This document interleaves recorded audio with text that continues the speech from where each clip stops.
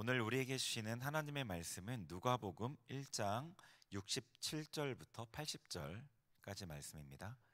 누가복음 1장 67절부터 80절. 신약 88면 89면에 있습니다. 말씀을 찾으셨으면 우리 한 절씩 교독하도록 하겠습니다. 제가 67절을 먼저 봉독합니다. 그 부친 사가랴가 성령의 충만함을 받아 예언하여 이르되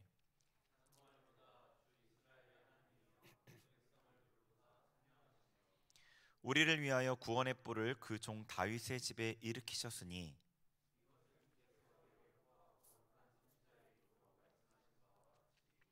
우리 원수에게와 우리를 미워하는 모든 자의 손에서 구원하시는 일이라.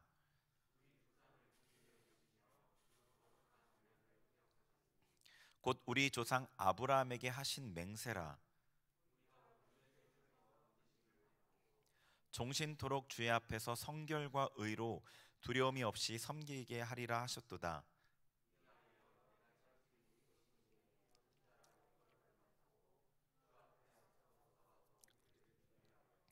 주의 백성에게 그 죄사함으로 말미암는 구원을 알게 하리니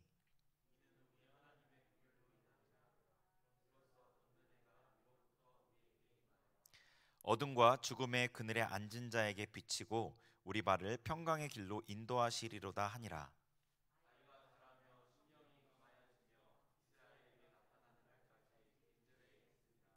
아멘. 아멘. 네, 오늘 기쁜 성탄입니다. 여러분, 그 주보에 보시면 주보 소식란에 3번 보세요. 한번 주보 한번 봐보세요. 멘트가 있어요. 인도자, 회중, 인도자 이렇게 멘트가 있거든요. 그거 그 1, 2부 때 했는데 우리도 같이 이렇게 인사를 해보도록 할게요. 제가 인도자 멘트를 하면 회중 멘트 여러분 하시고, 그 다음에 세 번째 인도자 하면 그 다음에 여러분이 옆에 있는 친구들한테 예수님은 빛으로 오셨습니다, 형제자매님은 빛이십니다, 형제님은 자매님, 이렇게 하시면 돼요. 제가 먼저 인도자 첫 번째 멘트를 할게요. 주님께서 오늘 우리 가운데 탄생하셨습니다. 하나님의 평화가 여러분 모두와 함께 하십니다.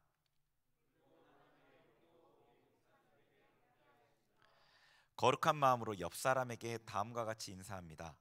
예수님은 빛으로 오셨습니다. 형제님, 자매님은 빛이십니다.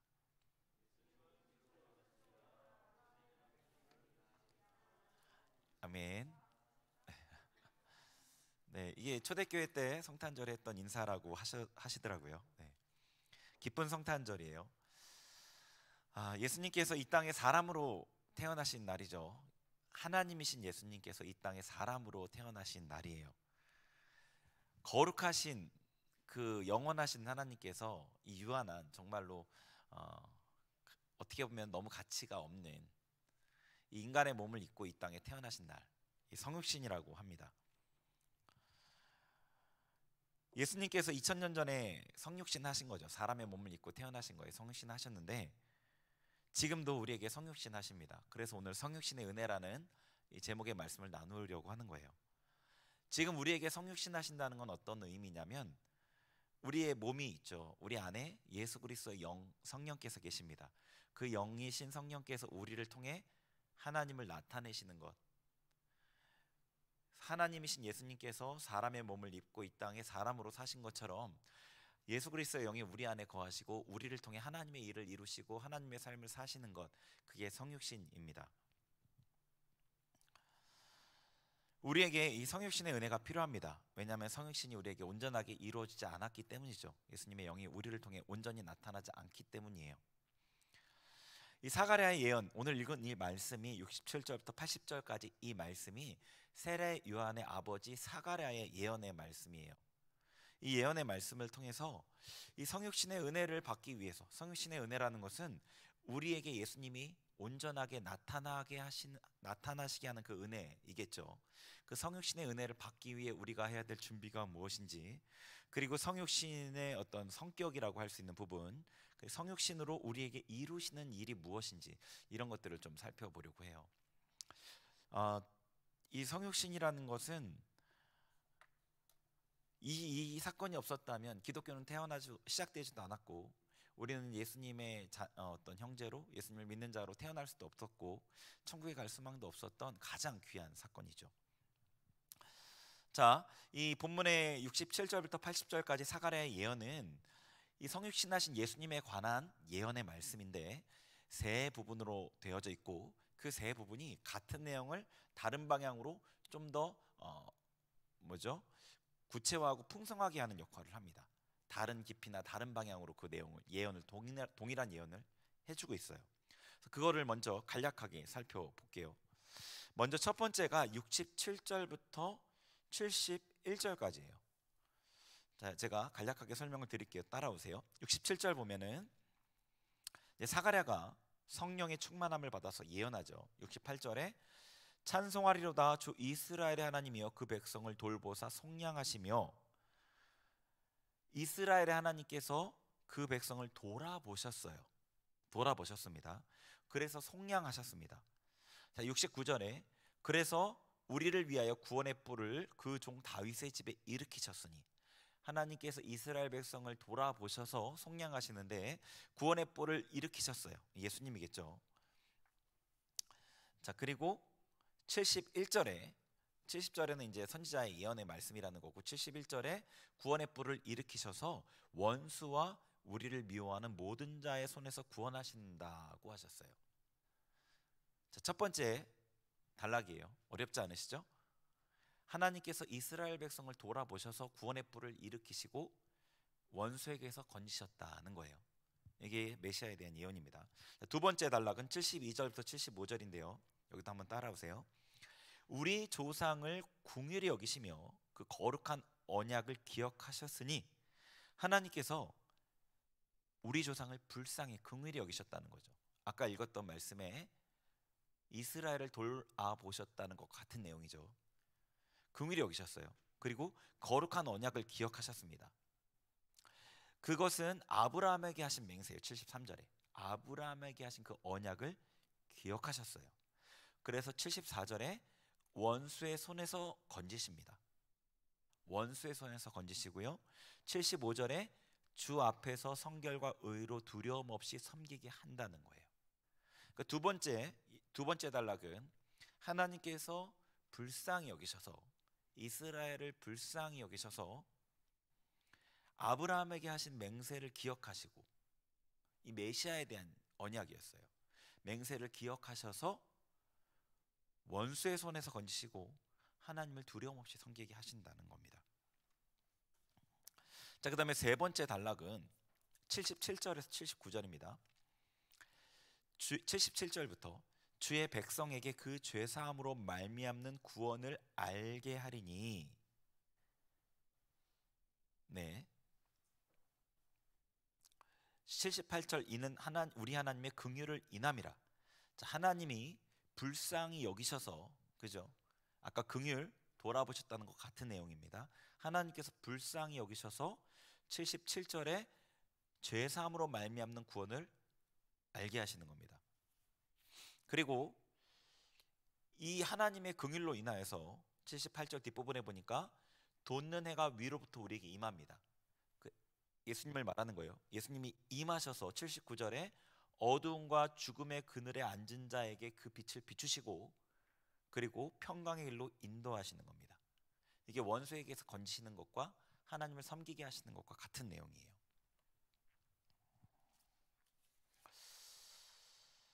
네, 이 예언의 구조를 세 가지 단락으로 되어 있는 그 동일한 내용을 다른 방향에서 풍성하게 계속 밝혀주는 그 세 가지 단락의 내용을 간단히 살펴봤어요. 여기서 우리가 성육신을 위해서 우리가 해야 될 준비가 무엇인지를 알려주는 구절이 있습니다. 그걸 통해서 성육신의 은혜를 받기 위해 우리가 준비해야 될 게 무엇인지를 먼저 볼게요. 자, 77절 한번 보세요. 77절 같이 읽겠습니다. 77절 시작. 주의 백성에게 그 죄사함으로 말미암는 구원을 알게 하리니. 아멘.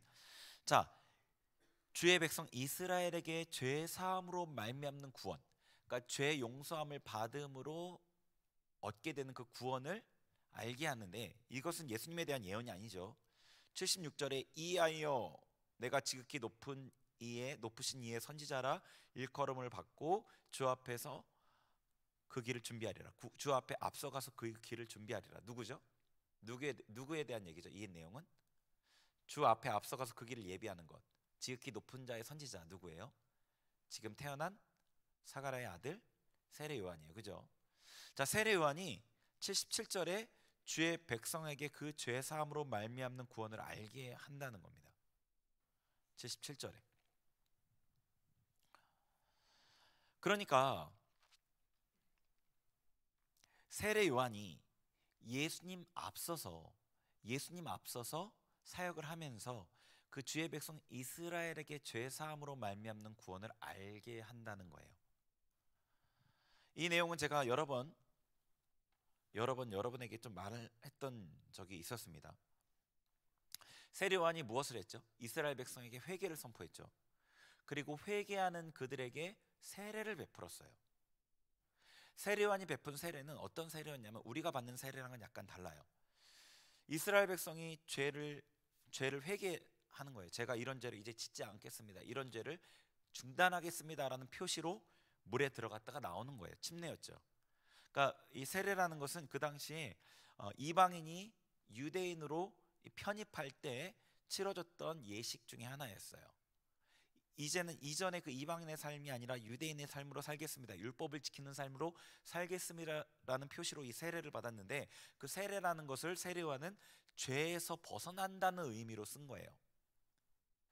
내가 이전의 죄의 삶을 청산하고 이제는 죄의 삶을 살지 않겠습니다라는 새로운 삶에 대한 어떤 표시로 이 세례 요한은 사용한 거예요. 우리는 예수님과 원수된 삶에서 예수님을 주인으로 모시는 삶을 새로운 삶을 살겠습니다라는 의미로 세례를 받잖아요. 그죠? 새로운 삶이라는 것은 같은 맥락이지만 세례 요한은 그런 의미로 세례를 베풀었어요. 마태복음 3장 2, 3절에 보면은 세례 요한의 그 사역을 단적으로 보여주는 구절이 있습니다. 한번 보죠. 같이 읽어보겠습니다. 시작. 회개하라 천국이 가까이 왔느니라 하였으니 그는 선지자 이사야를 통하여 말씀하신 자라 일렀으되 광야에 외치는 자의 소리가 있어 이르되 너희는 주의 길을 준비하라 그가 오실 길을 곧게 하라 하였느니라. 아멘. 자, 세례 요한이 이스라엘 백성을 회개로 이끌었고 예수님을 만날 준비를 시켰어요. 그러니까 예수님께서 성육신 하시기 이전에 세례 요한이 이스라엘 백성들에게 회개를 선포했다는 거예요. 그러니까 예수님이 성육신하기 위한 준비, 예수님을 이 땅에 오실 그 길을 준비하는 그 세례 요한의 사역이 회개의 사역이었어요. 그러니까 이스라엘 백성이 예수님의 오심을 준비하는 것은 회개였어요. 회개. 제가 이전에 나눴던 얘기예요. 우리가 이걸 통해서 알 수 있는 것은 너무나 명확하죠. 예수님이 우리에게 성육신의 은혜로 임하시기 위해서는 이 회개가 선행되어야 한다는 거예요. 이 회개가. 자, 세례 요한이 백성들에게 회개를 선포할 때 백성들의 눈이 열렸어요. 무슨 얘기냐면 이전에 자신들이 너무나 당연하게 해왔던 일들이 죄라고 깨달아지게 됐다는 얘기예요. 죄로 깨달아졌던 거예요. 누가복음 3장에 보면은 세례 요한에게 찾아 나왔던 사람들의 말을 통해서 그들이 무엇을 깨달았는지를 알 수 있어요. 누가복음 3장 10절에서 14절 이 앞부분에 세례 요한이 회개를 선포하고 나서 10절부터 14절은 그 말씀을 들은 이스라엘 백성의 반응이 기록되어 있거든요. 10절부터 한번 읽어볼게요. 시작. 무리가 물어 이르되 그러면 우리가 무엇을 하리이까? 대답하여 이르되 옷 두 벌 있는 자는 옷 없는 자에게 나눠줄 것이요 먹을 것이 있는 자도 그렇게 할 것이니라 하고 세리들도 세례를 받고자 하여 와서 이르되 선생이여 우리는 무엇을 하리이까 하매 이르되 부과된 것 외에는 거두지 말라 하고 군인들도 물어 이르되 우리는 무엇을 하리이까 하매 이르되 사람에게서 강탈하지 말며 거짓으로 고발하지 말고 받는 급료를 족한 줄로 하라 하니라. 아멘. 회개의 선포를 하니까 세례 요한이 이 사람들이 이전에는 자기 옷이 두 벌 있고 저 사람은 옷이 없어서 추워서 벌벌 떨어 죽어가는데 옷을 나눠주지 않는 것이 죄로 여겨지지 않았어요. 근데 회개의 선포를 듣자 이게 죄로 깨달아진 거예요. 나 두 벌밖에 없는데 나도 먹을 것이 넉넉하진 않아요. 근데 저기 못 먹는 사람에게 나눠주지 않는 것이 그다지 죄로 여겨지지 않았어요. 이스라엘 백성에게는 구제의 율법이 있어요. 우리보다 구제를 철저하게 해요. 정말로. 그런데 내게 먹을 게 이거밖에 없는데, 그렇지만 그게 죄로 깨달아졌던 거죠. 세리들도 정해진 세금보다 더 많이 걷어들여서 자기가 착복했거든요. 그게 죄로 여겨지지 않았어요. 남들도 다 그렇게 하는데 뭐, 내가 이 세리가 되기 위해서 얼마나 많은 돈을 썼는데 뭐. 그런데 세리요한의 회개의 선포를 듣고 이게 죄로 깨달아진 거예요. 군인들도 마찬가지죠. 사람들에게 억지로 빼앗았어요. 강탈했어요. 그 사람들을 고발했어요. 거짓으로. 그리고 돈을 챙겼단 말이에요.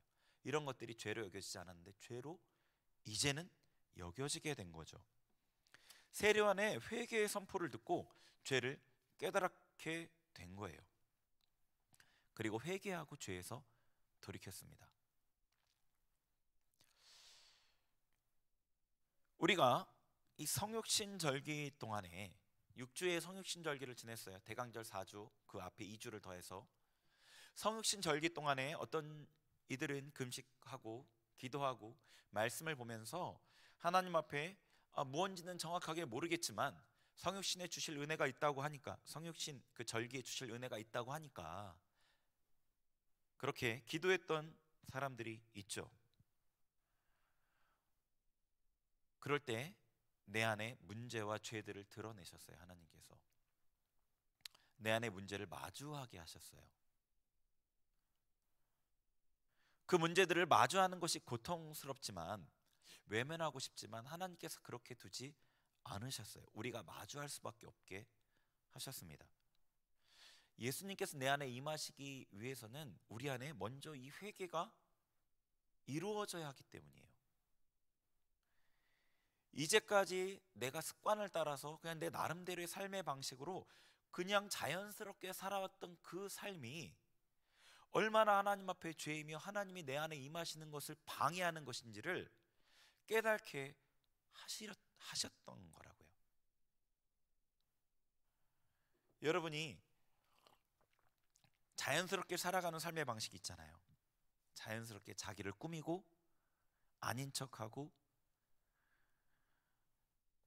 어떤 친구는 그런 얘기도 하더라고요. 어떤 성과를 내기 위해서 갈아 넣는다는 표현을, 자기를 실제로 그렇게 고통 가운데 일하는 친구도 있었어요. 일이 아니라 공부지만 어쨌거나 그렇게 여러분이 나름대로 습득한 삶의 방식으로 살아왔던 게 하나님을 믿지 못하는 불신이고, 얼마나 내 안에 계신 예수님을 괴롭히는 것이고, 얼마나 하나님의 그 성육신의 은혜를 방해하는 것인지를 깨닫게 하셨던 겁니다.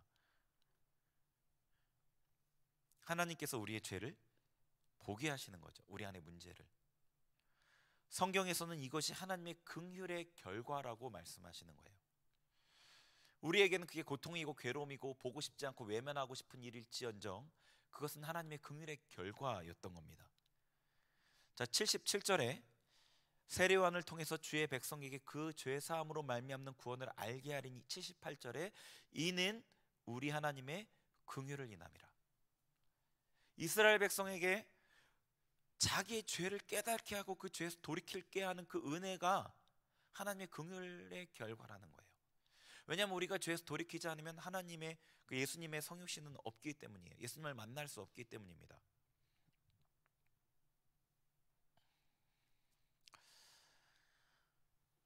여러분이 죄를 마주하고 깨닫고 돌이키는 것보다 더 큰 복은 없어요. 죄에서 돌이킴을 통해서 그 모든 복의 근원이신 예수님께서 임하시게 되기 때문입니다. 죄를 마주하는 것이 얼마나 괴로운 일인지 압니다. 저도 이 성육신 기간 동안에 하나님께서 죄를 보게 하시고 어떤 저의 연약함, 저의 문제, 저의 한계, 제가 할 수 없는, 아무리 애를 써도 할 수 없는 어떤 일들, 그런 것들을 마주하게 하셨습니다. 죄에서 그 일들을 보는 게 너무 쉽지는 않지만, 죄에서 돌이키지 않고는 그 예수님이 내 안에 임하실 수 없음을 알기에 기쁨으로 받으려고 애를 썼고 감사하려고 애를 썼습니다. 죄에서 돌이키지 않고는 우리의 주님이신 그 예수님이 임하실 수가 없어요. 예수님이 내 삶에 임하시기 위해서 먼저 죄에서 돌이키셔야 합니다. 자, 예수님이 우리에게 성육신 하실 때 어떤 모습으로 임하시는지 그 다음에 한번 볼게요. 자, 69절 볼게요. 69절 같이 읽어보겠습니다. 시작. 우리를 위하여 구원의 뿔을 그 종 다윗의 집에 일으키셨으니. 아멘. 자, 예수님을 뭐라고 하냐면 구원의 뿔이라고 얘기하셔요. 구원의 뿔은, 이 뿔이라는 것은 권세를 의미하는데 구원의 권세이신 거예요. 예수님께서 구원의 권세이십니다. 이 구원의 권세라는 것은요, 그분이 우리 삶에 임하시면 구원을 행하신다는 거예요. 구원을 행하신다. 이 내용은 조금 더 뒤에 자세히 보도록 할게요. 우리 삶 전반에 구원을 이루신다는 거예요. 세례요한과 예수님은 질적으로 완전 다르십니다. 완전 달라요. 예수님은 구원의 뿌리셔요. 자, 그 다음에 78절 거기도 읽어볼게요. 78절 시작. 이는 우리 하나님의 긍휼을 인함이라. 이로써 돋는 해가 위로부터 우리에게 임하여. 아멘. 자, 예수님은 예수님의 그 성육신은 돋는 해와 같아요. 자, 돋는 해가 위에서 임한대요. 자, 돋는 해라는 거는 해가 밑에서 이렇게 위로 올라오는 걸 돋는 해라고 하는데, 돋는 해가 위에서 임한다는 게 어법상 맞지 않는 것 같죠. 그러니까 돋는 해의 어떤 그 찬란함, 그 힘찬 그게 있잖아요. 예수님이 그렇게 우리에게 임하신다는 뜻이에요. 위에서 아래로. 말라기서 4장 2절을 한번 읽어볼게요. 4장 2절 같이 읽습니다. 시작. 내 이름을 경외하는 너희에게는 공의로운 해가 떠올라서 치료하는 광선을 비추리니 너희가 나가서 외양간에서 나온 송아지 같이 뛰리라. 아멘. 자, 말라기 4장 1절은 악인을 심판한다는 내용이고 2절이 지금 이 말씀인데, 예수님이 재림하시고 심판을 행하시고 나서 이런 일이 있게 된다는 거예요. 마지막 심판 때 악인은 심판하시고 하나님을 경외하는 자들에게는 어떻게 하냐면 공의로운 해가 떠올라서 치료하는 광선을 비춰요. 그러면 이 이제 부활체를 입게 돼요. 완전한 치료가 임해요. 부활체를 입게 되고 완전한 치료가 임해요. 그러면은 너무 기뻐서, 외양간에서 나온 송아지, 전 본 적은 없지만 송아지가 어떻게 뛸지 상상은 되죠. 팔쩍팔쩍 뛰는 것처럼 그렇게 뛰는 거예요. 사람 너무 기뻐서. 모든 속박에서 벗어나고요, 모든 육체의 한계에서 벗어나고요, 어둠과 상관없고요, 병이나 고통이나 슬픔이나 이 모든 육체에 속한 부정적인 것으로부터 결별하게 됩니다. 그래서 이 외양간에서 나온 송아지처럼 막 기뻐 뛰게 되는 거예요. 근데 이 일이 예수님의 재림과 심판 이후에 이루어질 일이지만 예수님께서 이 땅에 초림하셨을 때 이미 이 일이 시작됐고 이 일의 부분을 우리는 누릴 수 있어요. 천국을 죽어서 가는 곳이 아니라고 그랬죠. 이 땅에서부터 천국을 경험한다고 말씀드렸어요. 예수님께서 성육신하시면 구원의 뿔로 우리를 구원하시고요, 돋는 해로 임하여서 우리에게 비추시고요, 우리를 치료하시고요, 회복하시고 즐겁게 하십니다. 예수님께서 성육신하실 때 그 은혜로 우리에게 임하실 때는 이런 모습으로 임하셔요. 구원의 뿔, 돋는 해로서. 자, 그러면 이렇게 임하시는 성육신을 통해서 우리에게 이루시는 일을 살펴볼게요. 첫 번째는 성육신 하셔서 우리에게 성육신 하셔서 임하시는 첫 번째는 속량이십니다. 속량. 자, 68절 보세요. 68절 같이 읽겠습니다. 시작. 찬송하리로다 주 이스라엘의 하나님이여 그 백성을 돌보사 속량하시며. 아멘. 속량하십니다. 속량하십니다. 속량은 건져내는 거죠. 값을 치르고 건져내는 겁니다. 예수님께서 성육신하시면 먼저 우리에게 임하시는 은혜는 속량입니다. 자, 그래서 이 속량의 내용을 다르게 이렇게 표현을 했어요. 71절에 보니까 우리 원수에게와 우리를 미워하는 모든 자의 손에서 구원하시는 일, 속량입니다. 그리고요 74절에 우리가 원수의 손에서 건지심을 받고, 원수의 손에서 건지십니다. 79절에 어떻게 되어 있죠? 어둠과 죽음의 그늘에 앉은 자에게 비치십니다. 원수의 손에서 구원하시고요, 어둠과 죽음의 그늘에 앉은 자에게 비추셔서 그들이 더 이상 어둠과 죽음의 그늘에 있지 않게 하시는 거예요. 이것은 세례 요한을 통해 죄를 깨닫고 회개하는 것과 완전히 다릅니다. 완전히 다른 것입니다. 세례 요한의 선포를 통해 죄를 깨닫고 회개한 백성들이 아마 대부분 세례를 받고 그 죄된 행동을 끊어내고자 애썼겠죠. 죄된 삶을 끊어내려고 했겠죠. 여러분도 성육신 절기 동안에 죄를 깨닫고 회개하고 죄를 끊어내기 위해 애쓰셨을 거예요. 어느 정도 변화와 성과가 있었을 거예요. 어느 정도는. 그런데 근본적인 죄가 끊어졌다고 느껴지기는 어려웠을 것 같아요.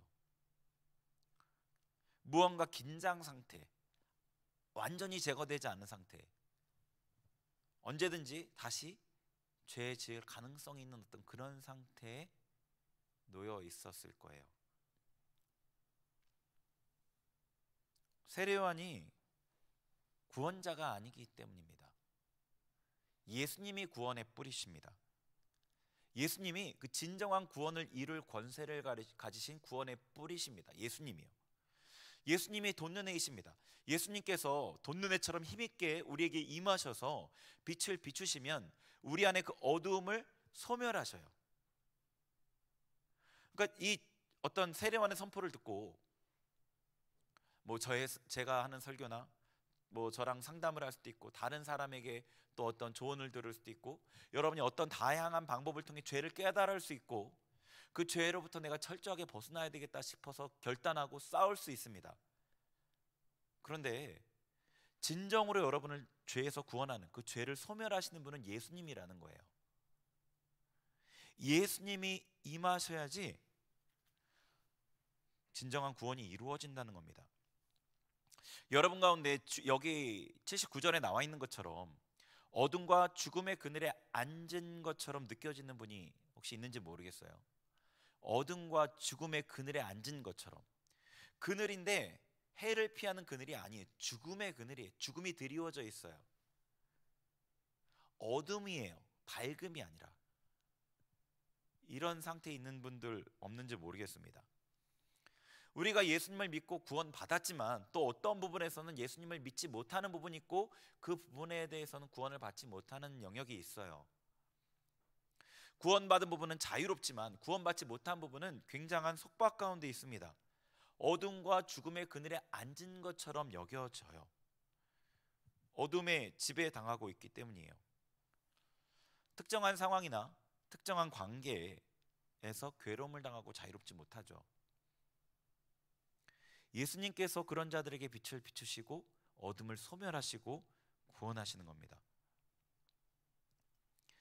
예수님께서 우리 안에 이 성육신 하셔서 빛을 비추셔요. 그리고 우리를 구원하십니다. 죄를 깨닫게 했던 그 빛과는 질적으로 다른 죄를 소멸하고 마귀를 멸하는 빛을 비추십니다. 우리에게 이렇게 임하시는 예수님이 필요합니다. 죄에서 완전히 구원할 구원주가 필요해요. 예수님이 구원주이십니다. 예수님이요. 누가복음 8장 43절 44절에 보면은 그 혈루증을 앓던 여인의 얘기가 나오죠. 같이 읽어볼게요. 시작. 이에 12해를 혈루증으로 앓는 중에 아무에게도 고침을 받지 못하던 여자가 예수의 뒤로 와서 그의 옷가에 손을 대니 혈루증이 즉시 그쳤더라. 아멘. 12해 12년이나 혈루증으로 고생하던 여자가 있었어요. 여인이 12년이나. 여기에 20대인 친구들이 있을 거예요. 그럼 거의 삶의 반을 12년이나 이 혈루증 피가 멈추지 않는 그 병으로 고통을 겪었던 여자가 있었어요. 수많은 사람을 찾아다녔습니다. 아무에게도라고 돼 있죠. 수많은 사람을 찾아다녔어요. 마가복음에는 많은 의사라고 돼 있어요. 수많은 의사를 찾아갔어요. 수많은 방법을 써보았어요. 근데 고침을 받지 못했어요. 이 여인이 예수의 옷가에 손을 대자 고침을 받았습니다. 예수님께서 여러분에게 성육신 하시면 여러분의 죄와 문제가 소멸됩니다. 드러나지기만 하는 게 아니라 소멸된다고요. 없어집니다.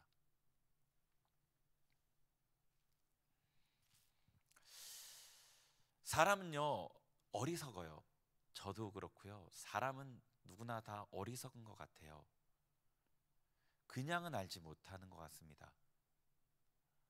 이 여인이 12년이나 고통을 당했던 이유가 있었겠죠. 아무에게도 고침을 받지 못했던 그것을 위해서였어요. 내 병을 아무도 고칠 수 없구나. 이걸 깨닫기 위한 시간이었습니다. 왜 예수님이 아담이 타락한 직후에 성육신하지 않으셨을까요? 왜 4,000년이 넘는 시간이 필요했을까요? 사람들은 수많은 방법을 써보기 이전에는 스스로 구원할 수 없다는 걸 알지 못해요. 예수님이 임하시기 이전에 수많은 왕들이 지나갔어요. 전 세계를 다스리는 그런 제국의 왕도 있었고요. 정말로 뭐랄까요? 공의로운 왕도 있었어요. 세종대왕과 같은 어떤 그런 대단한 왕도 있었어요. 그렇지만 그 어느 누구도 진정한 왕이 될 수 없고 구원자가 될 수 없다는 거예요. 사람들이 수많은 방법들을 써봤어요. 수많은 이론들을 제시해봤어요. 수많은 사상들을 사람들에게 설파했다고요.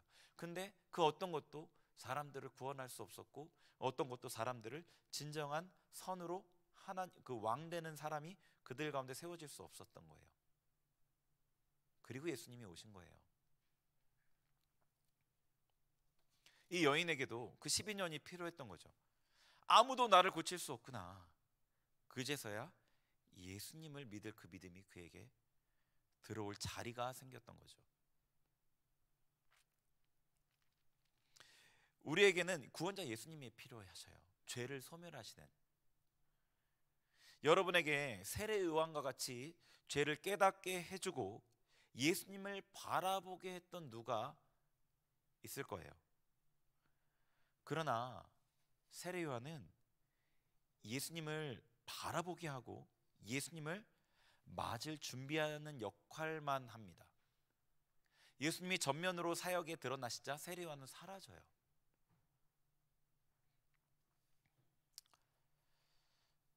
여러분에게 그 세례요한이 사라져야 됩니다. 세례요한과의 관계를 완전히 단절하라는 의미가 아니에요. 세례요한을 의지하던 그 마음을 내려놔야 예수님께서 임하실 수 있다는 겁니다. 고린도후서 11장 2절 읽겠습니다. 시작.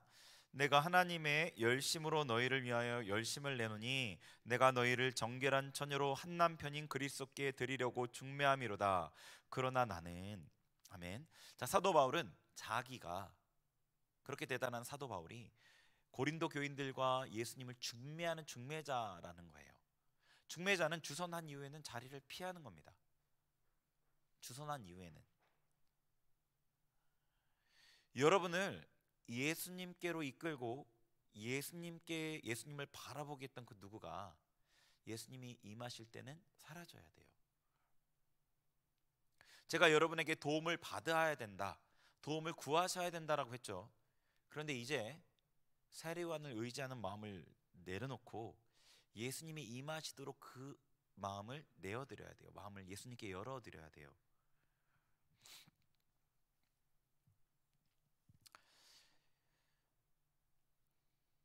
예수님이 임하셔야만 진정으로 죄에서 자유할 수가 있습니다. 예수님께서 임하시면 구원의 뿔로써 죄를 소멸하십니다. 소멸하셔요. 죄를 깨닫게 하고 뭔가 결단하게 하는 게 아니라 소멸하십니다. 자, 두 번째, 성육신으로 이루시는 일 두 번째는요, 두려움 없게 하나님을 섬기게 합니다. 75절 읽겠습니다. 시작. 종신토록 주의 앞에서 성결과 의로 두려움이 없이 섬기게 하리라 하셨도다. 아멘. 네, 75절 다시 한번 읽어볼게요. 75절 본문이요. 시작. 종신토록 주의 앞에서 성결과 의로 두려움 없이 섬기게 하리라 하셨도다. 아멘. 주님 앞에서 성결과 의로 두려움 없게 섬기게 하셔요. 예수님께서 임하시면.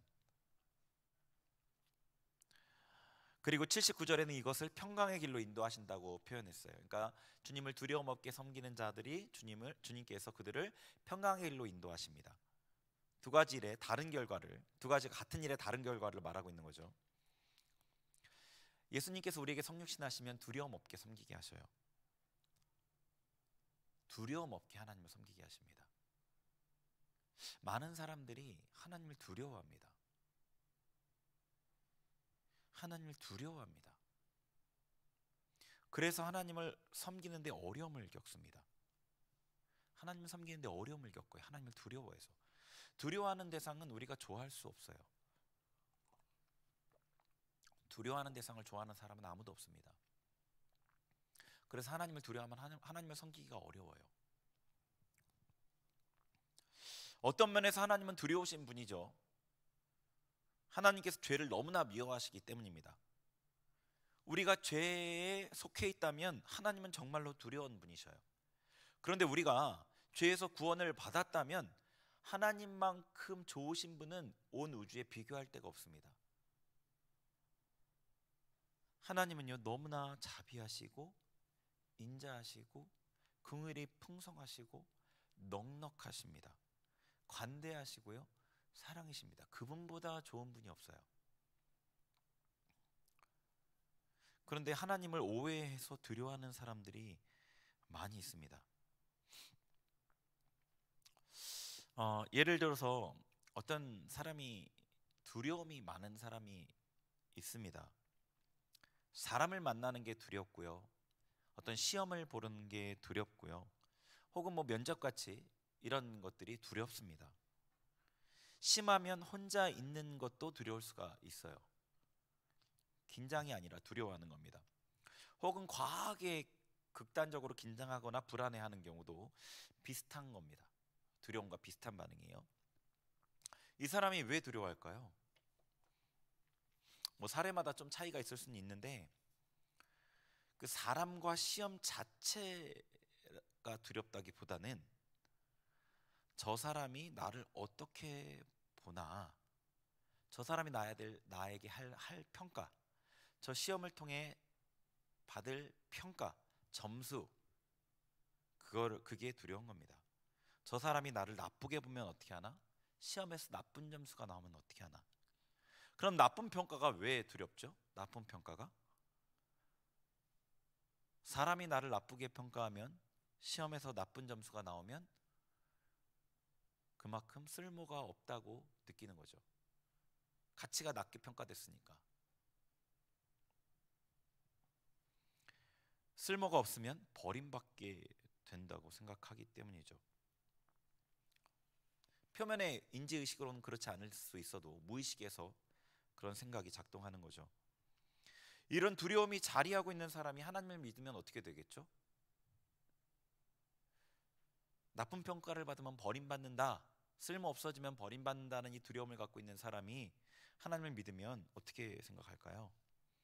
내가 하나님께 안 좋은 평가를 받으면, 하나님께서 하라는 일을 내가 하지 않으면, 실수하면 하나님께서 분노하시겠지?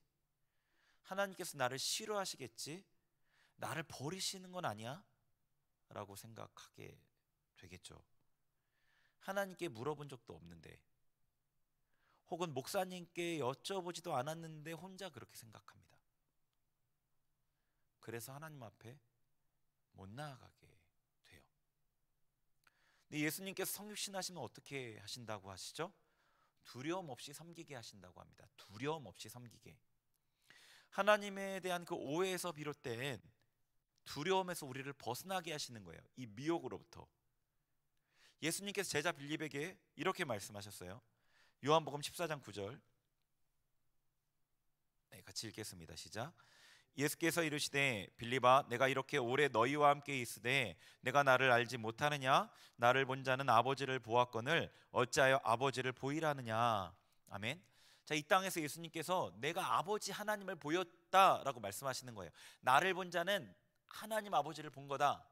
예수님께서는 하나님이 하라고 하시는 말만 했고 하라고 하시는 것만 행하셨어요. 예수님이 하나님을 철저하게 보이셨습니다. 하나님께서 하나님을 오해하는 우리에게 예수님을 통해서 하나님을 보도록 하셨어요. 하나님께서 죄에 대해 무서운 분이라고 말씀드렸죠. 예수님도 죄에 대해 단호하셨어요. 성전에서 장사하는 자들의 그 물건을 들러 엎으셨어요. 종교 지도자들에게 화를 선포하셨어요. 독사의 자식들아 라고 일갈하면서 분노하셨어요. 그러나 우리는 이런 예수님의 행동을 통해서 예수님을 두려워하는 게 아니라 그분을 공의로운 성품을 가진 분으로 존경하죠. 예수님은 죄인들, 세리, 창기와 같은 자들에게 긍휼을 베푸셨습니다. 그들의 죄를 용인하지는 않으셨지만 그들이 두려움으로 예수님께 나오지 못하는 일은 없었습니다. 그들의 처지와 형편을 아셨어요. 죄에 묶인 그들을 불쌍히 여기셨습니다. 그들이 죄에서 벗어날 수 있도록 죄를 대신 져주셨어요. 예수님은 하나님을 보이셨습니다. 하나님이 이런 분이셔요. 우리의 삶에 예수님이 임하시죠. 성육신하시면 하나님을 알게 하셔요. 우리의 눈을 열어서 하나님을 보게 하셔요. 하나님의 진짜 모습을 보게 하십니다. 하나님의 진짜 모습을 보면 자유할 수 있어요. 기뻐할 수 있습니다. 두려움에서 벗어납니다. 하나님의 진짜 모습을 보면 성결과 의로 섬길 수 있게 돼요. 이거는 예수님이 우리에게 임하셔야만 일어나는 일이에요. 지난주에 제가 했던 경험했던 은혜를 나누겠습니다. 그 전날에 그때를 기준으로, 은혜를 경험한 그때를 기준으로 그 전날에 하나님 앞에 부끄러운 죄를 제가 지었습니다. 마음이 낙심이 됐어요. 하나님께서 긍휼을 베푸시는 분이라는 것은 알고 있었기 때문에 죄책감에 눌리지는 않았는데 마음이 너무 무거웠습니다. 그래서 다음 날 새벽 기도회를 갔죠. 평소처럼 새벽 기도회 가서 회개하는 기도를 하고, 기도를 1시간 새벽 기도회 때 하니까 마치고 차를 타고 집으로 가는데 계속 마음이 무거웠어요. 그냥 운전하면서 성령님께 제가 말씀을 드렸어요. 성령님, 죄송합니다. 제가 성령님을 너무 괴롭게 했습니다. 죄송합니다. 그렇게 말씀드렸어요. 제 마음에 감동으로 음성이 들렸는데 괜찮다, 벌써 용서했다, 그런 음성이었어요. 근데 그 음성이 이전과는 너무 다르게 들렸어요. 하나님의 진짜 마음이 느껴졌어요. 하나님의 진짜 마음이. 제가 청년들하고 정기적으로 상담하는 경우가 있는데요. 대부분 처음에는 저랑 한 약속을 잘 못 지켜요. 예를 들어서 기도해야 돼, 말씀 이렇게 해야 돼, 이렇게 하자, 하겠다고 하죠. 진짜 해야겠다, 진짜 하겠습니다, 이렇게 해요. 그런데 한 번도 못 하거나 일주일에 한 번도 못 하거나 그렇게 되기도 하고요. 아니면 상담을 하기로 했다가 전날 취소하는 경우는 양호한 편이고, 당일날 취소하는 경우도 많고, 그렇습니다. 또 어떤 특정한 죄에 대한 행동에 대해서 제가 이제 그렇게 하면 안 된다라고 설득하고 설명하고 같이 굳게 약속하고, 그러고도 다시 그 죄를 짓는 일도 많죠. 그때마다 저는 아무렇지도 않게 괜찮다고 합니다. 아무렇지도 않게. 실제 아무렇지도 않아요. 하나님께서 그렇게 하시는 줄 알기 때문에 그래요. 저에게도 그렇게 하셨었고, 그 상담하는 청년이 저를 통해 하나님을 경험해야 되니까 그렇게 제가 하나님 흉내를 냅니다. 그런데 성령님이 저에게 괜찮다, 이미 용서했다 라고 하신 그 음성이 제가 청년들에게 했던 그런 마음처럼 그대로 느껴졌어요. 진짜 아무렇지도 않은 것처럼. 진짜로 아무렇지도 않은 것처럼, 정말 괜찮고 정말 아무렇지 않게 말씀하시는 그런 음성이었어요. 이제껏 저도 모르게 죄를 지으면 하나님께서 싫어하신다고 생각을 했던 거예요.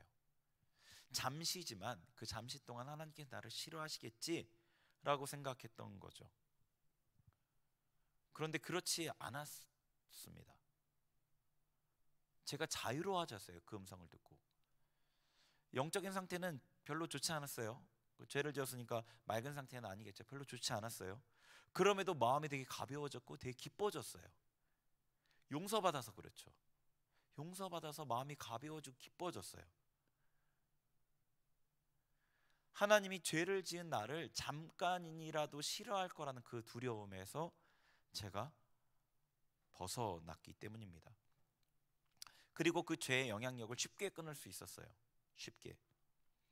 예수님께서 제게 빛을 비추시자 두려움 없이 성결과 의로 하나님을 섬길 수 있었던 겁니다. 예수님께서 우리에게 성육신 하시면 우리가 두려움 없이 하나님을 섬기게, 두려움 없이 성결과 의로 하나님을 섬기게 하십니다. 하나님을 알게 하셔요. 우리가 하고 있는 그 많은 하나님에 대한 오해를 고쳐주셔요. 하나님께서 사랑이시기에 내가 아무렇게나 해도 사랑해 주신다 생각하는 것도 큰 오해입니다. 근데 반대로 하나님이 공의이시기에 내가 죄를 지으면 나를 싫어하시고 심판하실 거라는 것도 또 큰 오해입니다. 여러분, 예수님이 여러분 안의 삶에 임하셔서 하나님을 알게 해주세요. 진짜 하나님을. 그리고 하나님을 잘 섬길 수 있게, 성결과 의로 하나님을 섬길 수 있게 하십니다. 성육신 하신 예수님이 우리가 하나님을 잘 섬기게 하셔서 평강의 길로 인도하셔요. 여기 우리 79절 뒷부분에 우리의 발을 평강의 길로 인도하신다 하셨잖아요. 그죠? 여러분이 하나님의 인도 아래 평강의 길을 걷게 됩니다. 평강의 길이란 아무 문제 없는 삶은 아니에요. 평강의 길을 걸었던 그 인물들을 보면은 그 삶이 문제 없는 삶을 의미하는 것이 아니라는 걸 알 수 있습니다. 대표적인 인물은 요셉을 들 수 있어요. 자, 요셉에 대한 설명을 한번 두 구절만 볼게요. 창세기 39장 2절 같이 읽습니다. 시작. 여호와께서 요셉과 함께 하심으로 그가 형통한 자가 되어 그의 주인 애굽 사람의 집에 있으니. 아멘. 자, 39장 2절에 요셉이 형통한 자가 되었어요. 근데 이 구절이 이 바로 앞에 어떤 사건이 있었냐면 요셉의 형들이 요셉을 팔아버린 사건 바로 직후에 있는 거예요. 이게 그 다음 절인가 이 구절이에요. 애굽 사람에게 팔렸단 말이에요. 보디발에게. 근데 형통한 자가 됐대요. 문제없는 삶이 아닌 거예요. 자, 39장 23절 같이 읽습니다. 시작. 간수장은 그의 손에 맡긴 것을 무엇이든지 살펴보지 아니하였으니 이는 여호와께서 요셉과 함께 하심이라. 여호와께서 그를 범사에 형통하게 하셨더라.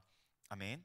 자, 이 39장 23절 이 말씀은 또 그 앞에 보디발의 집에서 인정받고 가정총무로 열심히 승승장구하고 있는데 보디발의 아내에 의해 누명을 쓰고 감옥에 갇힌 직후에 기록된 말씀이에요. 형통한 자가 되었다고 돼 있어요. 형통한 자라는 것, 평강의 길을 걷는다는 건 문제없는 삶이 아닌 겁니다. 그럼 뭔가요? 문제가 와도 하나님이 함께 하시니까 문제가 와도 복으로 바뀌는 거예요. 요셉이 형들에게 팔렸지만 애굽에 가서 총리가 될 준비를 하잖아요. 보디발의 집에서 인정받고 가정총무가 되어서 그 보디발의 집이면 그 군대 장관이니까 규모가 꽤 있겠죠. 그곳에서 살림살이를 하면서 그 총리로서 나라의 어떤 살림살이를 관장할 기본을 배우는 거예요. 그리고 그곳에서 종의 신분으로 팔려왔는데 종 중에 가장 높은 가정총무가 되어서 인정받고 높아졌단 말이에요. 거기서 누명을 썼죠. 그래서 감옥에 갇혔어요. 완전히 황당한 일을 겪었어요. 그 문제를. 근데 그 감옥은 정치범을 가두는 감옥이었던 것 같아요. 왕의 술 맡은 관원장, 떡 굽는 관원장 이런 자들이 갇힌 걸 보면 그곳에서 나라의 전반적인 상황들을 듣는 거죠. 나라 전체를 다스릴 만한 역량과 정보를 거기서 배우는 거예요. 거기서도 인정받아서 간수장이 요셉에게 그 감옥에 갇힌 죄의 수들을 수발들고 섬기는 그런 일들을 맡겼단 말이에요. 애굽의 총리가 될 수업을 훈련을 받고 있었던 거고요. 천하 만민을 구원할 사람으로 준비가 되고 있었던 거예요. 마귀는 요셉을 망하게 하려고 요셉에게 다가왔어요. 그러나 하나님은 그것을 선으로 바꾸셔서 요셉을 통한 하나님의 계획을 이루셨다고요. 평강의 길을 걷게 하신다는 것은 문제가 전혀 없는 삶이 아니라 문제와 상관없이 하나님의 복이 그의 삶에 임하고 그가 하나님의 뜻을 이룰 사람으로 준비되어지는, 화가 변화에 복이 되는 그런 삶인 거죠. 성육신하신 예수님께서 우리의 삶에 임하시면 우리를 평강의 길로 인도하십니다. 형통의 길로 인도하셔요. 문제없는 삶이 아니라 문제가 변화에 복이 되는 삶이에요. 여러분 주변에 보면 그런 사람들이 있을 거예요. 두 가지 종류의 사람. 어떤 사람은 교회에서도 그런 사람을 볼 수 있죠. 문제가 있어요. 문제가 내 삶에 생겨요. 사람들과 갈등이 있거나 어떤 문제가 생겨요. 문제 가운데 점점 더 괴로운 가운데 들어가는 사람이 있어요. 점점 더 문제가 또 문제를 만들고 또 이게 잘 풀리지 않으면서, 어떤 사람은 그 문제가 다가와도 그 문제가 조금 지나니까 풀리면서 그 문제 때문에 더 좋은 일들이 이어져서 생기는 사람이 있어요. 무슨 차이일까요? 한 사람은 하나님의 은혜가 그의 삶을 주장하는 거고요. 한 사람은 그러지 못한 거예요. 어떤 사람이고 자기의 삶이 망하기를 원하는 사람 없어요. 다 자기의 삶이 잘 되기를 소원하는데 잘 되고 안 되고는 하나님께 달려 있어요. 사람이 아무리 계획을 하고 아무리 애를 써도 이를 이루시는 것은 하나님이고 복을 주시는 분은 하나님이셔요. 예수님께서 여러분의 삶에 성육신하시면 이런 일들을 이루십니다. 우리를 묶고 있는 사단의 손에서 우리를 구원하셔요. 구원하십니다. 구원에 뿌리신 그분께서 여러분을 묶고 있는 그 죄와 어둠을 소멸하십니다. 돈눈해로 여러분에게 임하셔서 비추시고 어둠을, 사망의 그늘을 다 소멸하셔요. 하나님께 대한 왜곡을 깨뜨리시고 하나님을 바로 알게 하셔요. 그래서 하나님을 성결과 의로 두려움 없게 섬기도록 하십니다. 우리의 삶을 평강의 길, 형통의 길로 인도하셔요. 성육신 절기 동안에 죄와 씨름했던 여러분께 이 성탄절부터 시작해서 성육신의 은혜를 주실 거예요. 이 성육신의 그 은혜는 성탄절 하루가 아니라 성육신 축제의 날이라고 얘기를 하는데, 기뻐하는 날이에요. 그날을 기뻐하는 날인데 그 한 달 반의 기간을 초대교회에서는 지켰다고 해요. 그 기간 동안에 하나님의 은혜를 금식은 하지 않고 기뻐하면서 하나님의 은혜를 기다리고 기대하고 받고 복음서 말씀을 묵상하고 이렇게 좀 더 자유롭게 은혜를 받는 시간으로 보냈다고 합니다. 그때 이 하나님의 은혜가 여러분에게 임하시는 거예요. 마음을 여시고요. 죄를 드러내고 죄와 씨름했던 여러분에게 예수님께서 임하실 것을 믿으시고요. 마음을 여세요. 세례요한에게 대한 그 마음은 내려놓고요. 예수님을 바라보시고요. 예수님 내게 임해 주세요라고 구하시면서 마음을 여세요. 기도하고 말씀 보고 똑같이 하시되 예수님께 초점을 맞추면서 그분께서 내게 임하셔서 이런 일들을 내 안에 이루어 주실 것을 기대하세요. 어떤 방법이 있지가 않아요. 그분이 임하시면 이 일들이 일어나요.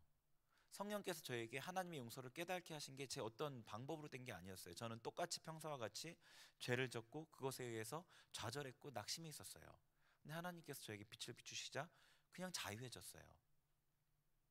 어떤 방법으로 그렇게 되지 않아요. 내가 할 수 있는 일이 없어요.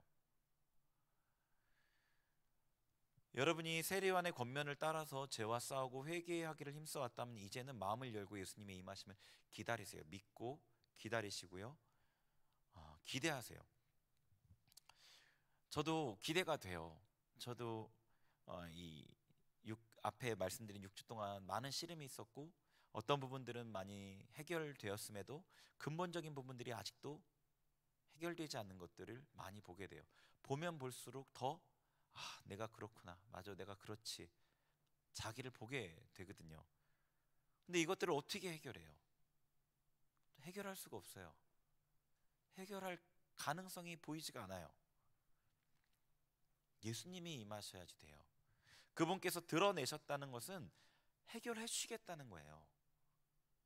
해결해 주시겠다는 거예요. 드러내고 고통 가운데 있는 것을 그냥 두시는 게 아니라 해결해 주시겠다는 거거든요. 이 성육신의 이 기쁨의 기간 6주 동안에 여러분 복음서의 말씀을 묵상하면서 예수님을 구하고요, 마음을 여시고 기도하실 때 예수님 제게 임해주세요. 이 성육신의 은혜, 저의 이 고질적인 이 죄를 소멸하시고 저를 구원해 주시고 정말로 하나님을 온전히 알아서 기쁨으로 하나님 앞에 날마다 그분과 소통하면서 친밀하게 하나님과 보내고 싶어요.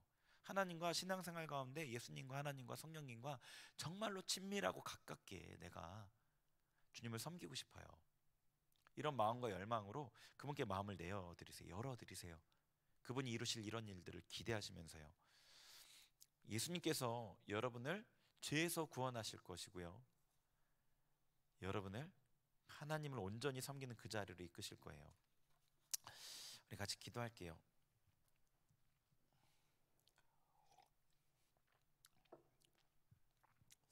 우리 기도할 때 우리의 어떤 부족함들 있잖아요. 죄된 모습들, 그런 모습들 그냥 하나님께 그대로 다 내어드렸으면 좋겠어요. 뭐 하나하나 낱낱이 고백하지 않아도, 말하지 않아도, 한국말로 말하지 않아도 여러분 마음에 그냥 쫙 펼쳐지잖아요. 그죠? 하나님 드러내주신 그것들이 쫙 펼쳐질 거예요. 그걸 그냥 하나님 앞에 그냥 드리세요. 드리고, 하나님, 제가 할 수 있는 일이 없습니다. 세상에 그 어떤 누구도 나를 구원할 수 없습니다. 예수님만이 나의 구원자이십니다. 제게 임해주세요. 제게 구원의 뿔로서, 돋는 해로서 제게 임해주세요. 그래서 제가 그 흑암과 사망의 그늘에서 건짐을 받게 해주세요. 주님, 제가 두려움 없이 성결과 의로 하나님을 섬길 수 있게 해주세요. 우리 그렇게 하나님 앞에 간절하게 주님의 이름을 부르면서 같이 기도하겠습니다. 같이 기도합니다. 주여, 주여, 주여, 주님, 주님, 주님, 주님, 할렐루야, 나리알라와 캄마와이르, 주님, 주님, 할레콰이르르, 비알라와이르르, 칸와이르, 우리 안에 수많은 죄악들, 아버지 손가락으로 헤아릴 수 없는 수많은 죄악들, 할레콰이르르, 아버지 고통의 삶의 모습들, 희광과 사망의 그늘에 앉아있는 우리의 상황들, 주님 아십니다. 주님 아십니다. 주님 우리를 불쌍히 여겨주시고, 할렐루야, 나리야, 나리야, 나리야네, 비알라와이르르, 칸와이르, 우리에게 구원의 불로, 우리에게 돋는 해로 임하여 주소서. 주여 우리를 불쌍히 여기시고 주님의 구원의 은혜를, 주님의 성육신의 은혜를 우리에게 주옵소서. 허락하여 주옵소서. 할렐루야, 나리아나 캄마와에레, 비알라와에레, 켈로알라 캄마와에레, 주님, 주님, 제알라 켈로와에레, 우리의 고질적인 죄로부터 우리가 벗어나길 원합니다. 구원받길 원합니다. 할렐루야, 나리아나 캄마와에레, 구원의 뿌리신 예수님, 할렐루야의 구원자이신 예수님, 우리 가운데 임하소서. 우리를 구원하여 주소서. 할렐루야, 나리아나 칼로알라 캄마와, 주여 우리를 구원하소서. 주여 우리를 구원하소서. 주여 우리를 구원하소서. 할렐루야, 나리알라와에레, 히야다바리아나 칸노야다리아네, 히야다바리알라와에레, 히야다 칼로알라 캄마와에레, 히야다바리알라와에레, 원수의 손에서 우리를 건져주소서. 원수의 손에서 우리를 건져주소서. 할렐루야, 나리아 캄마와에레, 지금과 흑암의 그늘에서, 흑암과 사망의 그늘에서 우리를 건져주소서. 주여의 카로와에레, 히야다와 열라와에레, 히야다바리아나 캄마와에레, 주님, 내가 나를 구원할 수 없습니다. 세상의 그 누구도 나를 구원할 수 없습니다. 예수님께서 우리의 구원자이십니다. 주여의 칼로알레 캄마와에레, 히야다바리 열라와에레, 우리에게 임하여 주소서. 우리에게 임하여 주소서. 우리에게 임하여 주소서.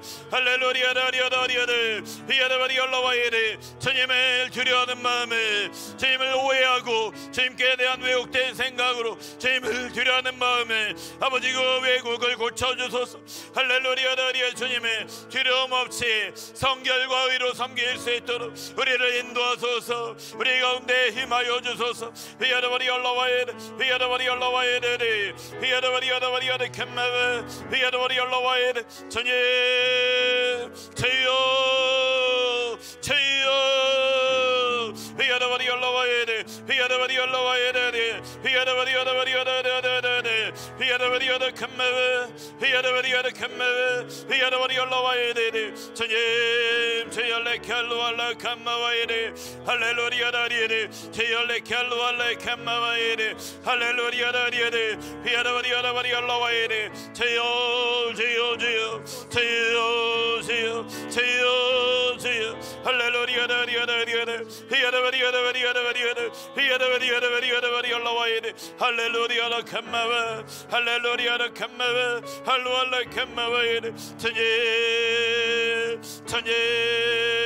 천예 할루알라 카르와야네 히야라바리야다바리야다 캄마와 히야라바리야다바리야다 캄마와 히알라와야네 히알라와야네 켈루알라 캄마와야네 주님 도와주소서. 우리 예수 우리 왕이여 찬양하겠습니다.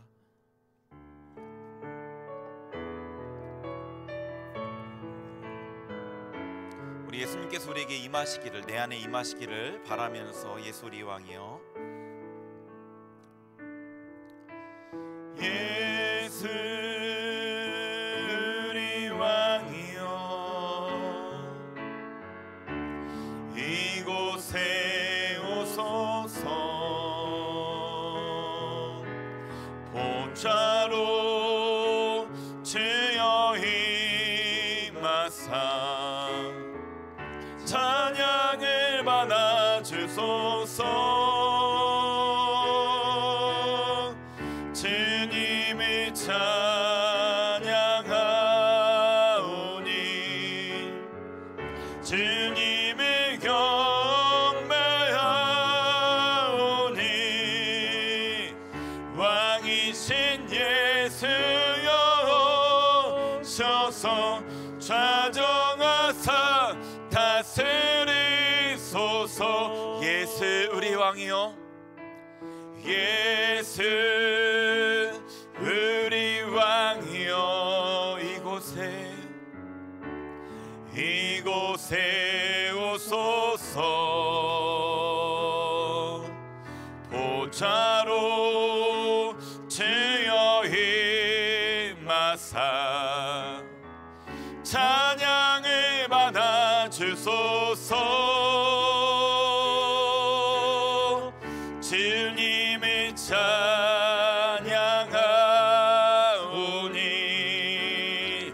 주님을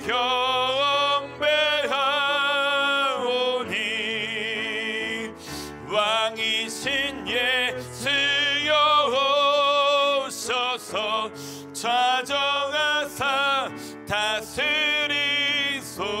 우리 한 번 더 예수 우리 왕이여 예수 우리 왕이여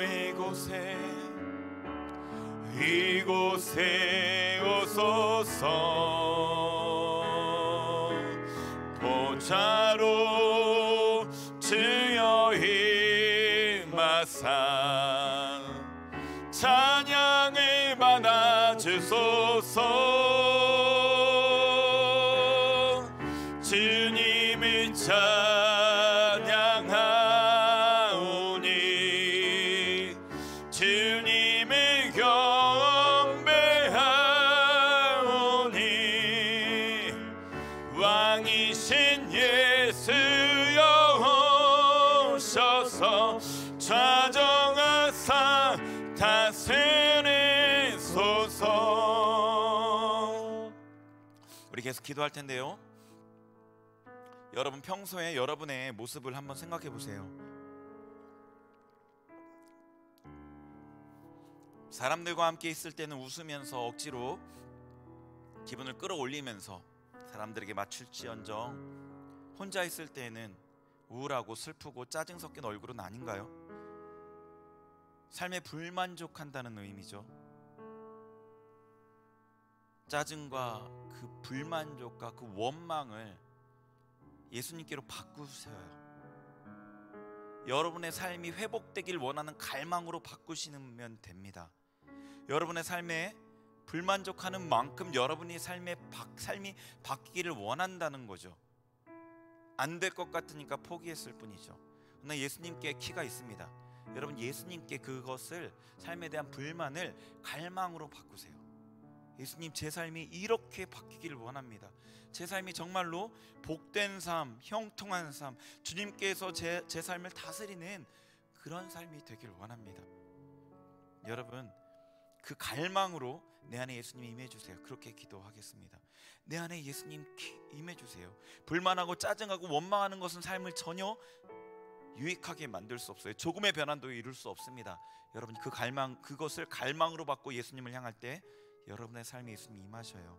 우리 같이 주님 앞에 간절하게 주님의 이름을 부르면서 불만족하는 그만큼 간절하게 주님을 부르면서 제 삶에 임해주세요. 제 삶을 변화시켜 주세요. 제 삶의 성육신으로 임해 주세요. 우리 같이 주님의 이름을 부르면서 기도하겠습니다. 주여,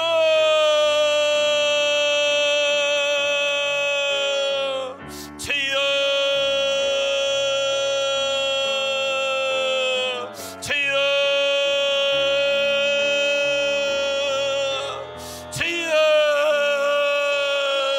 주여, 주님, 제 삶에 임하여 주소서. 주님, 제가 마음을 열고 주님을 기대합니다. 주님을 바랍니다. 주님을 원합니다. 제 삶에 임하소서. 제 삶에 임하여 주소서. 제 삶에 성육신하셔서 성육신의 은혜로 제 삶을 변화시켜 주소서. 할렐루야. 다리아를 캔마와에데 위아라바리 올라와에데 위아라바리 올라와에데 캐토에데 리아데 주여, 주여, 주여, 우리의 간절한 부르짖음을 들으시고 우리 가운데 임하여 주소서.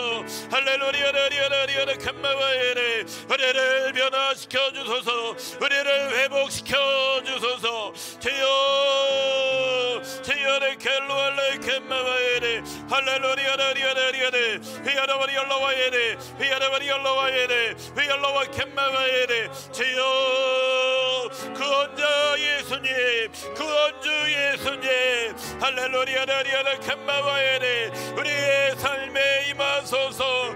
우리의 삶에 임하여 주소서. 할렐루야. 다리아를 캔마와에데 위아라바리 올라와에데 위아라바리 올라와 캔마와 우리에게 주님이 필요합니다. 우리에게 주님이 필요합니다. 주님, 우리의 삶에 임하소서. 우리에게 주님이 필요합니다. 할렐루야. 다리 올라와야돼 위아라와야돼 캔누야돼 위아라바리 올라와야돼 켈루알레 캔마와 할렐루야. 다리야돼 위올라와야돼 켈루알레 캔마와야돼 예수, 예수, 예수님, 예수님, 예수님, 예수님. 할렐루야. 다리야데 위아라바리 올라와야돼 캔누야돼 위올라와야돼 켈루알레 캔마와 주님, 주님, 제야레 켈루알레 캔마와야돼 할렐루야. 다리야데 위아라와야데 켈루알레 캔마와야데 주님, 우리에게 힘하여 주소서. 우리 한 번 더 기도하겠습니다. 기도할 때 여러분 마음을 편하게 먹으시고 주님께로 여러분 시선을 향하시길 바랍니다. 그리고요, 마음을 열고 주님 내게 임해주세요. 그것들을 느끼셨으면 좋겠어요. 주님의 사랑과 주님의 평강과 주님의 은혜와 믿음으로, 소망으로, 하나님 주신 그 평온함으로, 그 회복으로, 육신의 회복에, 마음의 회복에, 우리 혼의 회복이 하나님의 은혜로 임해주세요. 지금 하나님께서 여러분 한 명 한 명을 만지시길 원하십니다. 마음을 열고 그렇게 작은 소리로 고백하시면서 기도하겠습니다. 같이 기도하겠습니다. 주님, 이 시간에 우리에게 임하여 주옵소서. 주님, 우리에게 이 시간 임하여 주옵소서. 각 사람 한 명 한 명을 주님 친히 피 묻은 손으로 안수하여 주옵소서. 심령 가운데 주님 임하소서. 육체에 임하소서. 지금 그 치유의 능력으로 임하소서. 그 마음 깊은 곳을 만져 주옵소서. 사랑으로, 은혜로, 믿음으로 주님 왕 되신 주님께서 우리의 마음을 만지소서. 우리 각 사람의 마음을 새롭게 하소서. 새 힘을 더하소서. 성육신의 그 은혜가 우리의 마음 심령을 가득 채워 주소서. 가득 채워 주옵소서. 가득 채워 주옵소서. 주님, 주님께서 우리를 잘 아십니다. 우리의 마음의 고통을 아십니다. 우리의 삶의 힘듦을 아십니다. 우리가 주님을 따르기를 원하는 그 간절한 소원을 아십니다. 임하여 주소서. 임하여 주소서. 만져 주옵소서. 만져 주옵소서. 회복하여 주옵소서. 회복하여 주옵소서. 각 사람의 심령을 더 깊이 주님의 그 부드럽고 따뜻한 그 사랑의 손길로 만져주소서. 만져주소서. 만져주소서. 우리 하나 더 같이 기도하겠습니다. 공동체를 위해서 한 번 더 기도할게요. 우리 청년부 공동체에 하나님께서, 예수 그리스도께서 온전하게 임하셔서 회복시켜 주옵소서. 진정 하나님의 그 공동체, 예수 그리스도의 모임답게 아름답고 기쁜 하나님의 능력이 흘러넘치는 그런 공동체를 회복시켜 주세요. 우리 그렇게 우리 공동체를 위해서, 또 생각나는 지체들 위해서 같이 중보 한번 하겠습니다. 같이 기도합니다. 하나님 아버지, 우리 청년부를 주님 앞에 올려드립니다. 예수 그리스도의 이름으로 모인 이 공동체입니다. 주님의 이름에 합당한 모임이 되게 하소서. 사랑이 넘치며 기쁨이 넘치며 연합되어 서로를 섬기며 주님의 능력이 나타나며 회복과 치유와 이적과 기사가 나타나며 하나님의 말씀이 능력 있게 선포되는 하나님의 모임이 되게 하소서. 그렇게 주님께서 우리 가운데 임하셔서 회복하실 주님을 찬양합니다. 주님, 그렇게 우리 공동체를 세워나가실 주님을 기대합니다. 주님, 일하소서. 우리 공동체 가운데 임하여 주옵소서. 성육신의 은혜로 우리 가운데 임하여 주옵소서. 주님 감사합니다. 감사드리며 예수님의 이름으로 기도합니다. 아멘. 네, 우리 자리에 일어나셔서 봉헌하시겠습니다.